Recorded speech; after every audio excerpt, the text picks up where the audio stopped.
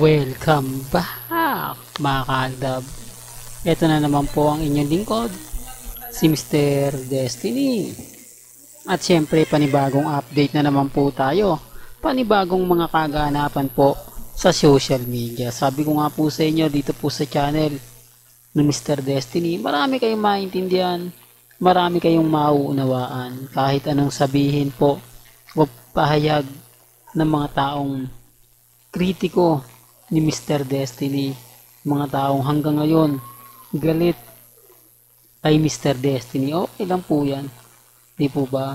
Sabi ko nga po sa inyo, ako pagdating naman dito sa mga bagay-bagay na mga sinasabi at pinapaliwanag ko, kayo naman po makakapansin kayo naman po makakapuna kung sino nga po ba nagsasabi ng totoo at nagsasabi ng fake news, di po ba? Hindi, real talk to mga kaaldab. Kaya nga po maraming bumabatikos kay Mr. Destiny. Maraming galit na galit. Maraming tao hanggang ngayon hindi naiintindihan yung sinasabi natin. Hindi nauunawaan yung mga pinapaliwanag ko. Di po ba? Kahit ano po kasi sabihin natin, kahit ano po kasi gawin natin, mararamdaman mo Mararamdaman mo yung inis, yung galit. Di po ba? Pagdating kina Alden at kay May, sinasabi ko lang po ito mga kaaldab para lang po malinaw. Binibigyan ko lang po kayo ng konting idea para din po malaman ninyo at maintindihan. Hindi po ba? Real talk to mga kaaldab. Kaya nga sa mga taong bulag at bingi, sa mga taong kumbaga inis na inis sa channel natin, galit na galit sa channel natin, talaga naman pong hindi po ba? Hindi, real talk to mga kaaldab. Kaya sa mga taong affected sa mga sinasabi ko, sa mga galit na galit sa mga pinapaliwanag ko, wala, tanggapin nyo na lang po yung katotohanan. Tanggapin nyo na basag kayo. Di po ba? Well, pag-usapan na po natin. Pansin nyo po ba mga kaaldab dito sa video na pinapakita ko, mataba si Mengay. May kita nyo naman po kung gaano kalusog si Mengay. Oh, taliwas po sa mga sinasabi ng iba. Taliwas po sa mga pinapahayag ng ilang kritiko ni Mr. Destiny. Kaya nagugulat na lang ako mga kaaldab na may mga taong inis na inis, galit na galit sa mga sinasabi ko, sa mga pinapaliwanag ko. Bakit? Kasi nga po nababasag sila Tignan nyo yung katawan dito ni Maine. Mataba. Di po ba? Kumbaga, mas ano siya kaysa dun sa mga sinasabi at pahayag ng iilan.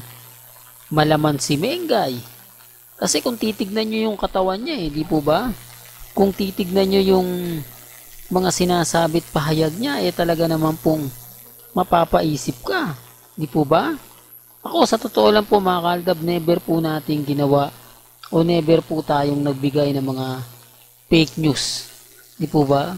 Basta't ang importante lang naman, lagi ko naman sinasabi sa inyo, lagi ko naman pinapaliwanag na pag nandito po kayo sa channel ni Mr. Destiny, marami kayong makikita, marami kayong mapapanood, marami kayong mapapakinggan. Babasagin natin sila sa hanggang kaya po nating ibigay. Kaya nga po nung nakita ko tong video ni Mengay at yung katawan ni Mengay, kakaiba no? Kahit kasi anong pilit ko o sabihin ko po sa kanila, na ito talaga yung kinalalabasan, ito talaga yung normal, wala di po ba?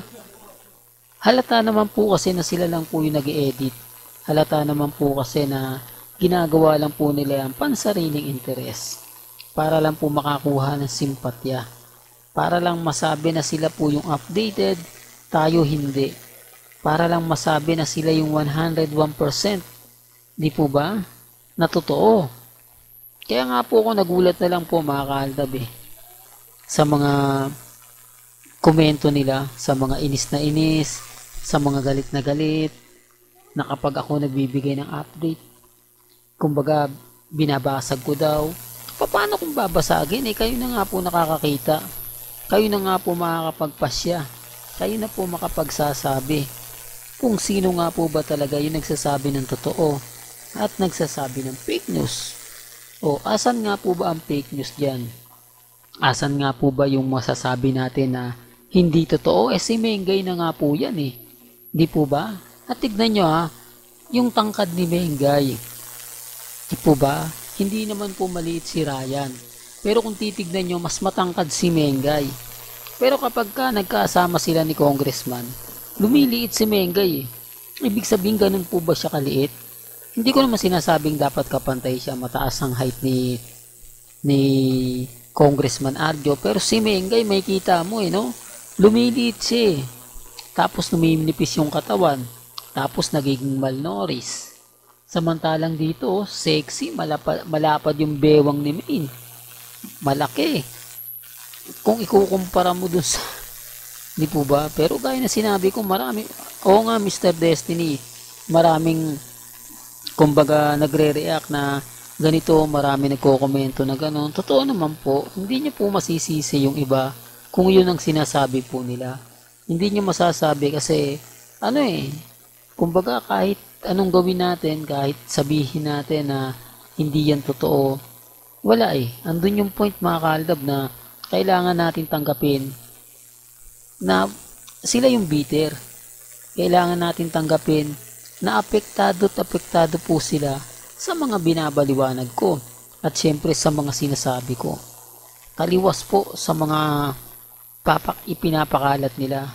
Ito yung sinasabi ko sa inyo mga kaaldab, na tinutulungan po tayo nila Mengay at ni Alden. Pinapakita niya na huwag po kayong maniniwala. Sinasabi niya na lahat ng mga nakikita ninyo, lahat ng mga nababasa ninyo, hindi totoo. Di po ba? Yun naman po yung gusto nating ipabatid Yun naman po yung gusto kong sabihin. Yun naman po yung mga bagay-bagay na pinaririnig ko naman po sa inyo at syempre pinararamdam. Bagamat maraming kwento po na lumalabas, maraming sinasabi yung iba na talaga naman pong mapapaisip ka kung totoo nga po ba o hindi. Kayo na po naman kasi talaga makapagsasabi niyan. Kayo naman po talaga kasi makapagpapatunay niyan. Ako nga po mga kaaldab, kahit naman po anong paliwanag ko, anong sabihin ko rito, nagiging mistulang bitter lang ako sa kanila. Pero kahit papaano pinagmamalaki ko mga kaaldab, maraming kumu-question sa kanila kapag ako na nagbibigay ng update. Dahil nababasa ko po Nababasa ko po yung komento, nakikita ko po yung mga pahayag. Pero andun na tayo Andun na yung point mga kaaldab na antay na lang natin. Di po ba yung tamang panahon at tamang pagkakataon? Hindi po ba? Hindi, real talk yan mga kaaldab. Well, hanggang dito na lang po ang ating latest updates. Kaya kung gusto nyo pa po ng pinaka-latest at sariwang update, abay tumutok lang po kayo dito po sa channel ni Mr. Destiny para updated po kayo sa mga bago at sa mga latest na i-upload po natin maya-maya lang. Kaya kung bago ka lang sa channel na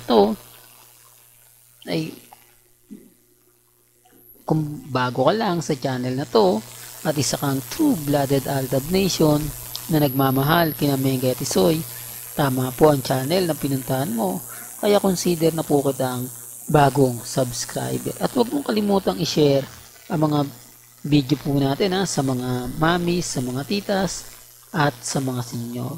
Hanggang sa muli, salamat po sa panonood at pakikinig.